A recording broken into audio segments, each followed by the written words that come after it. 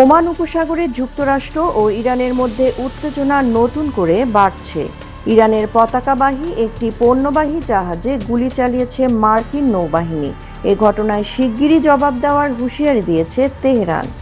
রোববার ওমান উপসাগরে এ ঘটনা ঘটে। যুক্তরাষ্ট্রের দাবি, ইরানি জাহাজটি তাদের নৌ অবরোধ অমান্য করে এগিয়ে যাচ্ছিল। একাধিকবার সতর্ক করা হলেও তা উপেক্ষা করলে মার্কিন guided missile destroyer USS Spruance জাহাজটির ইঞ্জিন রুম লক্ষ্য করে গুলি চালায়। এতে জাহাজটি থেমে যায়। বর্তমানে এটি মার্কিন মেরিনদের নিয়ন্ত্রণে রয়েছে। জাহাজটি থামার নির্দেশ অমান্য করেছিল। বাধ্য হয়েই আমরা ব্যবস্থা নিয়েছি। জাহাজে কি রয়েছে তা পরীক্ষা করা হচ্ছে। অন্যদিকে ঘটনাটিকে সশস্ত্র জলদস্যুতা আখ্যা দিয়ে তীব্র নিন্দা জানিয়েছে ইরান। দেশটির সামরিক বাহিনীর কেন্দ্রীয় কমান্ড খাতাম আল আম্বিয়ার এক মুখপাত্র বলেছেন, এর জবাব দ্রুতই দেওয়া হবে। ইসলামী প্রজাতন্ত্র ইরানের সশস্ত্র বাহিনী এই আগ্রাসনের প্রতিশোধ নেবে।